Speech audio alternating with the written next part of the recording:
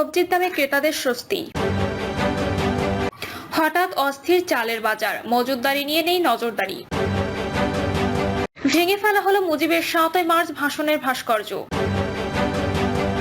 4টি শর্তে ফিরতে পারবে আওয়ামী লীগ, জানালেন আলী রিয়াজ। এবং সর্বশেষ জানাবো যুক্তরাষ্ট্রের প্লেন হেলিকপ্টার সংঘর্ষে সব আরোহীর মৃত্যুর সংখ্যা। শুনছিলেন সংবাদ শিরোনাম, এবারে বিস্তারিত। সবজির দামে ক্রেতাদের স্বস্তি। বাজারে বেড়েছে সবজির সরবরাহ, ফলে দাম গত কয়েক সপ্তাহ ধরে কমে যাচ্ছে। দাম কমা স্বস্তি ফিরেছে ক্রেতাদের। বিক্রেতারা বলছে গত 2 মাস আগের তুলনায় বাজারে সবজির সরবরাহ বেড়েছে, সে সঙ্গে বেড়েছে বিক্রিও। রাজধানীর শান্তিনগর বাজারে সাপ্তাহিক ছুটির দিনে বাজার করতে আসা বেসরকারি চাকুরিজীবী আসাদুজ্জামান বলেন, বাজারে সবজির দাম তুলনামূলক কম, যে কারণে এই সময়ে ইচ্ছে মতো সবজি কেনা যাচ্ছে। 2-1টি সবজি যেগুলো এখন মৌসুম নয়, সেগুলো ছাড়া সব ধরনের সবজির দামই কম। 2-3 মাস আগেও সবজির দাম খুবই চড়া ছিল, তখন ক্রেতারা, আমি নিজেও হাফ কেজি 250 গ্রাম করে সবজি কিনেছি। সেই তুলনায় এখন সবজির দাম অনেক কম, এসে ক্রেতাদের স্বস্তি ফিরেছে। সবজির দামের মতো যদি অন্যান্য সব পণ্যের দাম কম থাকতো, তাহলে সাধারণ ক্রেতারা আরো স্বাচ্ছন্দ্যে কেনাকাটা করতে পারতেন। মালিবাগ বাজারের আরেক ক্রেতা ফয়সাল আহমেদ বলেন, কিছুদিন আগেও অতিরিক্ত দামের কারণে আমরা সবজি কিনতে পারতাম না, সেই তুলনায় এখন সবজির দাম কম। মূলত শীতকালীন সবজির সরবরাহ বেশি থাকায় দামটা আমরা কম পাচ্ছি। তবে শীত চলে গেলে মনে হয় আবারও সবজির দাম বেড়ে যাবে। বাজার সংশ্লিষ্ট যারা আছেন তাদের উচিত হবে সবসময়ের জন্য বাজার নিয়ন্ত্রণে রাখার উদ্যোগ গ্রহণ করা, নইলে ফের সবজির দাম বেড়ে যাবে। বর্তমানে সবজির যে বাজার দর আছে, তাতে করে ক্রেতারা স্বাচ্ছন্দ্যে কিনতে পারছেন। নিম্ন আয়ের মানুষ থেকে শুরু করে মধ্যবিত্ত শ্রেণীর সবার জন্য বর্তমানে সবজির বাজার নাগালের মধ্যে।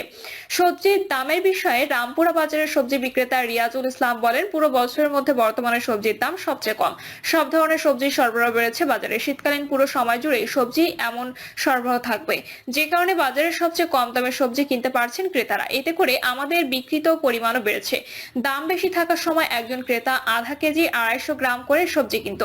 বর্তমানে দাম কম থাকায় সেই ক্রেতার অনেক বেশি পরিমাণে সবজি কিনছে। এতে করে আগে যদি এক আইটেম সবজি 5 কেজি বিক্রি হতো, এখন সেই সবজি বিক্রি হচ্ছে 10 থেকে 15 কেজি। যুক্তরাষ্ট্রের প্লেন হেলিকপ্টার সংঘর্ষে সব আরোহীর মৃত্যুর সংখ্যা। যুক্তরাষ্ট্রের ওয়াশিংটনে মাঝ আকাশে যাত্রীবাহী উড়োজাহাজ ও সামরিক হেলিকপ্টার সংঘর্ষের পর নদীতে বিধ্বস্ত হওয়ার ঘটনায় কমপক্ষে 30 জনের মধ্যে উদ্ধার করা হয়েছে। এখন ধারণা করা হচ্ছে ঘটনার শিকার উড়োজাহাজের 64 আরোহী ও হেলিকপ্টারের 3 সেনার কেউই বেঁচে নেই। রাতে রোনাল্ড রিগান ওয়াশিংটন ন্যাশনাল এয়ারপোর্টের কাছে মাঝ আকাশে আমেরিকান এয়ারলাইন্সের একটি অভ্যন্তরীণ যাত্রীবাহী প্লেনের সঙ্গে মার্কিন সেনাবাহিনীর একটি ব্ল্যাক হক হেলিকপ্টারের সংঘর্ষ হয়। পরে উড়োজাহাজ ও হেলিকপ্টারটি হিমশীতল পটোম্যাক নদীতে বিধ্বস্ত হয়। যুক্তরাষ্ট্রের 15 বছর পর কোন যাত্রীবাহী বিমান দুর্ঘটনার শিকার হলো। আমেরিকান এয়ারলাইন্স কর্তৃপক্ষ নিশ্চিত করেছেন উড়োজাহাজটিতে 64 জন আরোহী ছিলেন। এর মধ্যে 60 জন যাত্রী ও 4 জন ক্রু আর 1 মার্কিন কর্মকর্তা রয়েছেন। হেলিকপ্টারটিতে 3 সেনা ছিলেন। সামরিক হেলিকপ্টারটি প্রশিক্ষণ ফ্লাইট ছিল। সংঘর্ষ হওয়ার আগে হেলিকপ্টারটিকে সতর্ক বার্তা পাঠানো হয়েছিল বলে জানা গেছে। এয়ার ট্রাফিক নিয়ন্ত্রণ কক্ষের কর্মকর্তারা হেলিকপ্টার পাইলটের কাছে জানতে চেয়েছিলেন যে আমেরিকান এয়ারলাইন্সের উড়োজাহাজটিকে দেখা যাচ্ছে কিনা। নিয়ন্ত্রণ কক্ষ থেকে হেলিকপ্টার পাইলটের উদ্দেশ্যে বলা হয়, PAT-25, আপনি কি CRJ প্লেনটিকে দেখতে পাচ্ছেন? এরপর নিয়ন্ত্রণ কক্ষ থেকে আবার বলা হয়, PAT-25 CRJ উড়োজাহাজের পেছন দিক দিয়ে পার হন। সংঘর্ষের আগ মুহূর্তে নিয়ন্ত্রণ কক্ষের আরেকটি অডিওতে হেলিকপ্টার পাইলটকে বলতে শোনা যায়, উড়োজাহাজটিকে দেখতে পেয়েছি, PA-25 ভিজুয়াল সেপারেশনের অনুরোধ জানাচ্ছি। এরপর 13 সেকেন্ডেরও কম সময়ের মধ্যে অডিওতে হাঁপানোর মতো কিছু শব্দ শোনা যায়। জোরে ও বলে একটি শব্দ শোনা গেছে। বিধ্বস্ত হওয়ার সময় ওই শব্দগুলো ধারণ হয়েছে বলে ধারণা করা হচ্ছে। অডিওটিতে অন্য একটি উড়োজাহাজের পাইলটের কথাও শোনা গেছে, যিনি ওই সংঘর্ষ বিধ্বস্ত হওয়ার ঘটনাটি দেখেছেন এবং নিয়ন্ত্রণ কক্ষকে নিশ্চিত করেছেন। আরেক পাইলটকে বলতে শোনা গেছে, হ্যাঁ, আমরা রানওয়ের কাছে ছিলাম ও পটোম্যাক নদীর অপর পাশে আগুনের শিখা দেখেছি। নজরদারি নিয়ে নেই নজরদারি। চট্টগ্রামে হঠাৎ অস্থির হয়ে উঠছে চালের বাজার। পাইকারি ও খুচরা উভয় বাজারে প্রতি বস্তা চালে 15 দিনের ব্যবধানে 300 থেকে 500 টাকা পর্যন্ত বেড়েছে। আর শেষ সপ্তাহে বস্তা প্রতি কমেছে 100 থেকে 200 টাকা। ব্যবসায়ীরা জানিয়েছেন, আগামী বৈশাখে বোরো মৌসুমের নতুন চাল বাজারে না আসা পর্যন্ত দাম ওঠানামায় থাকতে পারে। চাল ব্যবসায়ীদের দাবি, বৃহৎ কর্পোরেট প্রতিষ্ঠানগুলোর অতিরিক্ত মজুতদারি বাজারে সংকট তৈরি করছে। এ নিয়ে সরকারের তেমন নজরদারি নেই। বাজারে স্থিতিশীলতা ফেরাতে নজরদারি বাড়ানোর তাগিদ তাদের। এ সময় জিরা, শাল, সেদ্ধ চালের দাম সবচেয়ে বেশি বেড়েছে। এক সপ্তাহ আগে এ চাল ছিল প্রতি কেজি 75 টাকা, এখন বিক্রি করছে 82 টাকায়। মিনিকেট সেদ্ধ ছিল 7 টাকা, এখন প্রতি কেজিতে 5 টাকা বেড়ে 65 টাকায় উঠেছে, জানান এই খুচরা ব্যবসায়ী। খুচরা বাজারে বাড়লেও পাইকারিতে চালের দাম কমছে বলে দাবি ব্যবসায়ীদের। চট্টগ্রাম রাইস মিল মালিক সমিতির সাধারণ সম্পাদক রফিকুল্লাহ, তিনি নগরীর চাকতাই এলাকার মেসার্স রফিকুল্লাহ রাইস এজেন্সির স্বত্বাধিকারী। এবার সরকারের অনুমতি নিয়ে চালও আমদানি করেছেন তিনি। আমন মৌসুমে সারা দেশে বন্যার কারণে ফলন কম হয়েছে, যার প্রভাব পড়েছে বাজারে। এখন ভারত থেকে পর্যাপ্ত চাল আমদানি হয়েছে, কয়েকদিন ধরে চাকতাইয়ের বাজারে বিক্রি কম, দামও পড়তির দিকে। আমনের ভরা মৌসুমে বড় বড় কর্পোরেট ব্যবসায়ীর বেশি করে ধানের মজুত রয়েছে, এ কারণে চালের বাজারে স্থিতিশীলতা আসছে না।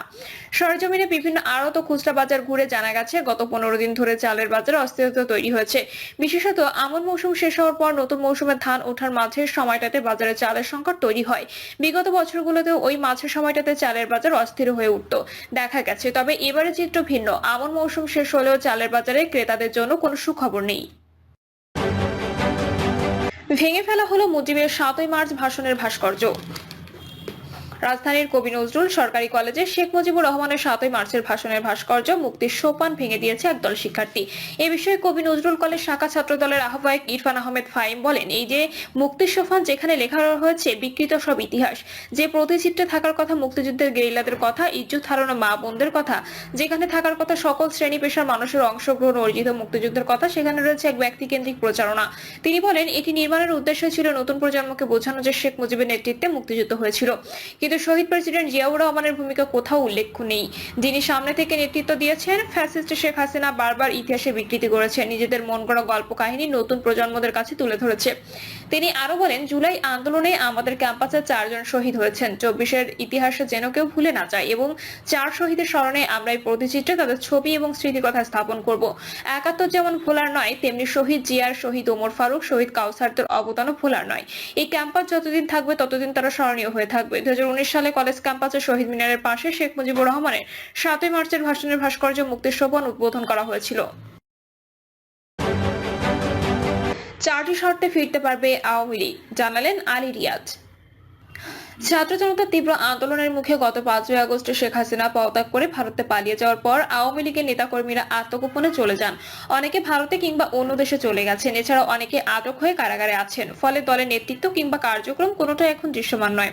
এদিকে 49 বছর আগে 1975 সালে 15ই আগস্টে বাংলাদেশের প্রতিষ্ঠাতা রাষ্ট্রপতি শেখ মুজিবুর রহমানকে সপরিবারে হত্যাকাণ্ডের পরও ভয়াবহ এক সংকটকালের মুখোমুখি হতে হয়েছিল দেশের সবচেয়ে প্রাচীন এই রাজনৈতিক দল এই আওয়ামী লীগকে।